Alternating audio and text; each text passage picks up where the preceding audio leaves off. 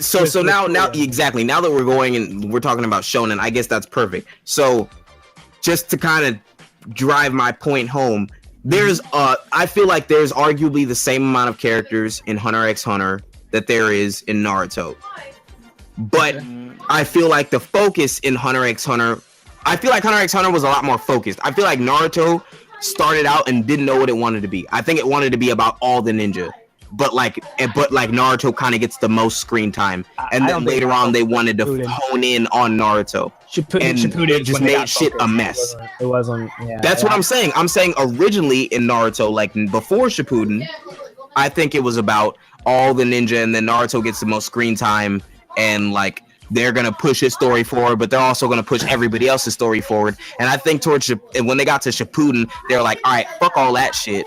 We're just gonna push Naruto's story forward and use his story to kind of bring everybody else along with us. Whereas in Hunter x Hunter, all the other characters are used to focus in on the story of, to be honest, Gon, Killua, and Kurapika, because Leorio doesn't really have much of a story, and just drive that forward. And I feel like that's the ultimate difference in why I feel like most or a lot of the characters in Naruto are just honestly lifeless or devices, or let me not say lifeless, but just unimportant to me.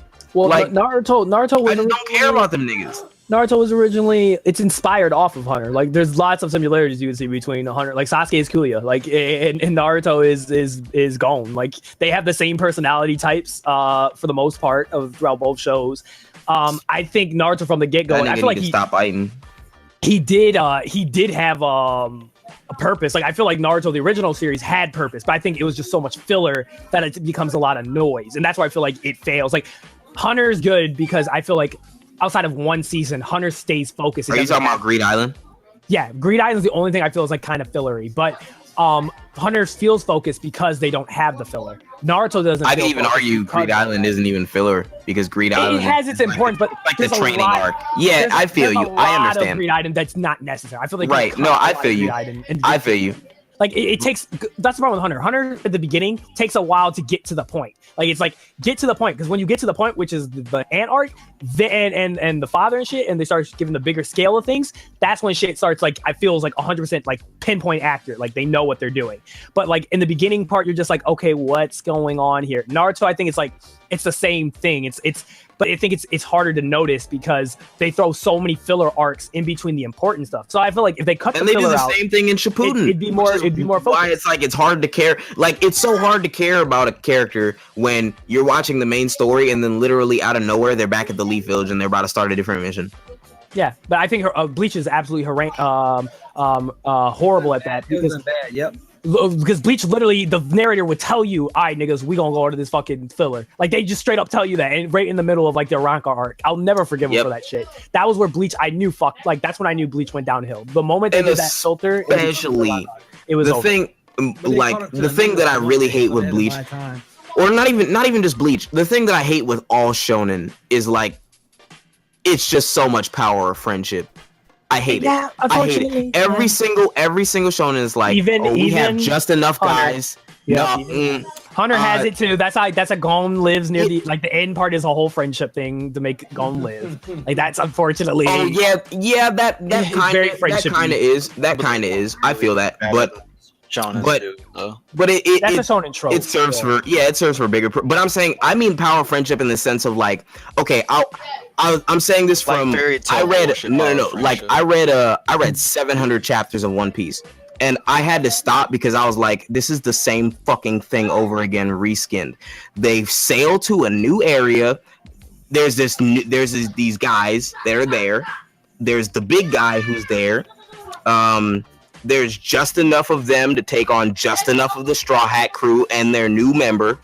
They have a hard fight, but they always win. The only one person has fucking died in One Piece.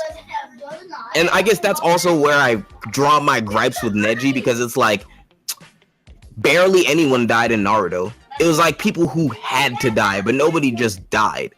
Like, I feel like that's what really grips people with loss in these anime, is like when somebody didn't have to die, but they died. And yes, I can see where you're coming from, saying Neji was the safe bet, so he didn't have to die, so he died, so people got fucking triggered about it and blah, blah, blah, XYZ. Great. But I wanted more. I would have liked to see Neji, like, all right, here's the thing. Naruto goes back on its own writing.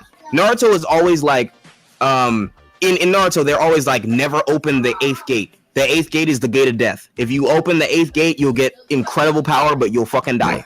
Right. What does Guy do? Open the 8th gate. When I read that chapter, I was like, yo, this man is a fucking savage. He's the GOAT. But he's fire. Then yes, but that's to me, I was like, I was so mad. I was like, because in my mind, I'm like, but that's just he did die. I know, like I said, he did die, but like he did die. Once again, it's always, but that's what I'm saying. It's always that sort of like.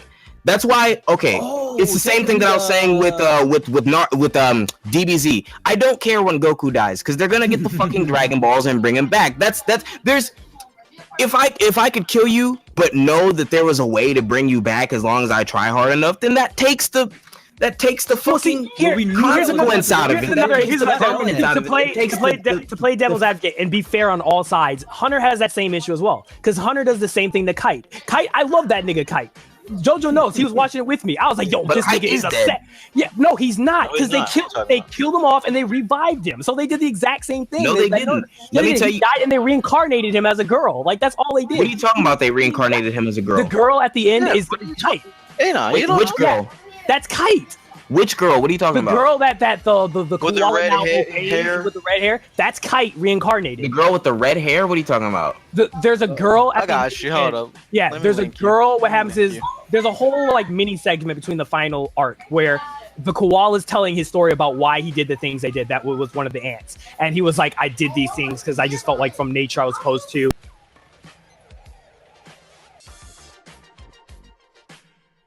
And basically, this girl looks at him and says, there you go. In order to atone for your sins, you are going to obey everything I have to say. And basically, that's the guy. He killed Kite. And so Kite comes back as the girl. That girl. That's Kite. I don't remember that. I don't remember that. Kite didn't die. I don't know if that was in the manga though, because like I watched the manga ant might arc be different. for the fight, but I didn't watch like the in between shit. So like I don't remember that from the manga. So maybe I'm tripping. Maybe that's something that's in the anime. If it's in the manga, then I see what you're saying, but I didn't know that. Yeah, it's in the shit that I know from the manga is Kite dies and P2 brings back his body and she's like, look, his soul can't come back. Like that just is what it is. Like his body will be here, but like he's not really alive and he'll always attack you type shit. Like I didn't know about the whole reincarnation thing, but to me, that's what makes it so powerful. Yeah. It's in the manga. It's in the manga. That's what. Okay, but things like that are what drive the shit home. Like, but it's still the same thing though. It's okay. I'll give you an example. If they're dying, if I knock somebody out, it's not the same weight. Like, yeah, they got knocked out, but like they'll be back. But I've seen like Neji died. He's dead. Like, yes, exactly. He's never come. No way, no form, no fashion. Neji died. That's fine. Right. And once again, I'm saying I understand the weight behind that, but there is not enough for how many characters that there are in Naruto. And for this to be because remember, in the last Ninja War they had, everyone died. Like almost everyone died. Like the entire last like generation got killed. Because when they brought everybody back with the Edo Tensei, like all them dudes were like, yo, all these ninja are weak as fuck, bruh. Like the last war killed all of us. Like if we would have been around, like this world would have been way different. Yeah, Kakashi even died, remember? That nigga died too. He was talking to his dad. He came back to life. Yeah, they brought him back to life. See, that's what I'm saying. There's no like. Oh, dang. There's no like. That's right before. There's no risk. Even when they were, and I'll tell you something else. Even when they were fighting Kaguya, kill Tsunade, though. The Jesus, the supposed god of the ninja world, there was no like. There was no real struggle. Like I'm just trying to think, because what I think you're complaining about though, I don't think Whatever. it's specific in Naruto. Like I think it's also